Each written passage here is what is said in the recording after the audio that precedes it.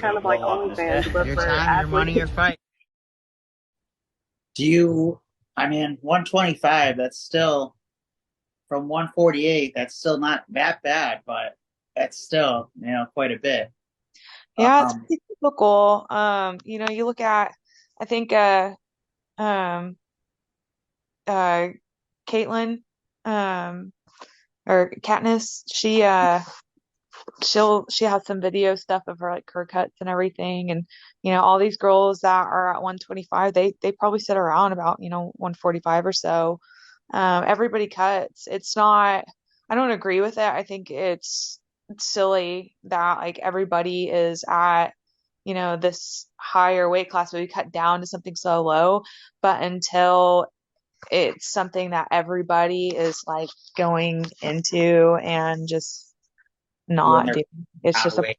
yeah, it's just a part of it. So yeah, it's just how it is.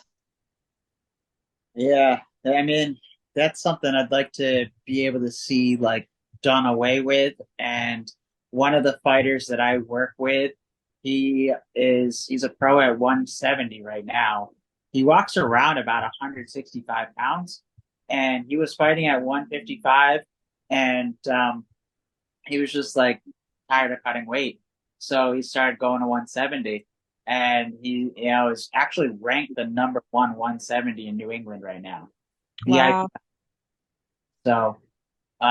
So he's going to be on the scene one day. But yeah. Anyways, um, I'm definitely not a big fan of cutting weight. I think that there's definitely ways that it needs to be worked around and things that can be done to change it. Even to just not have weight classes in general might be something worth looking into or worth Even experimenting. just having it, more weight classes. Yeah, Let's have like a 140 and a 35. Like boxing has it like that. right. Let's get in different increments, and let's have more of an acceptable weight class to have bigger women. Like let's do that. Why do we all have to be, just like super jack shriveled up, you know, Right. fighters and stuff. I have seen some heavyweight girls go at it, and a woman's body, we're all shapes and sizes, and body fat distributions and stuff.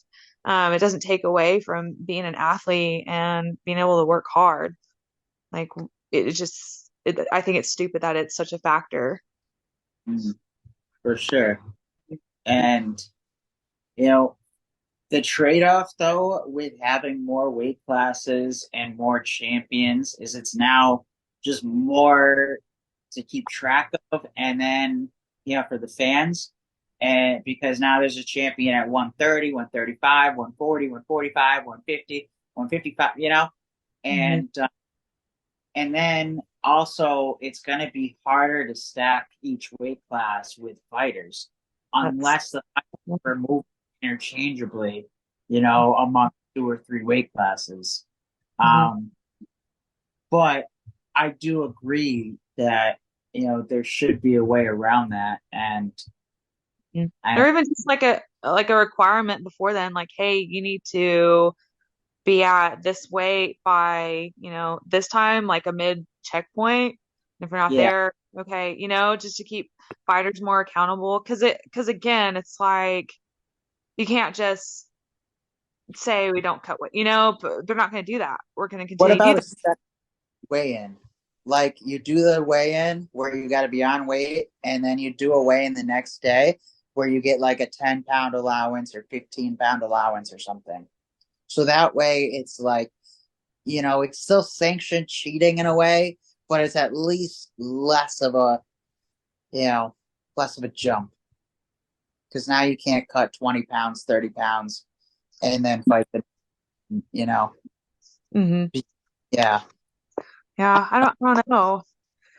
I don't know. But yeah, they gotta do something. I think that's why they're not doing anything. 'Cause they're like, we just don't know what to do.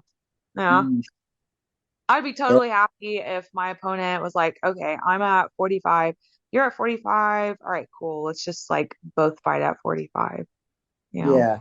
But Right. Yeah. Well, it'll work how it does. Yes.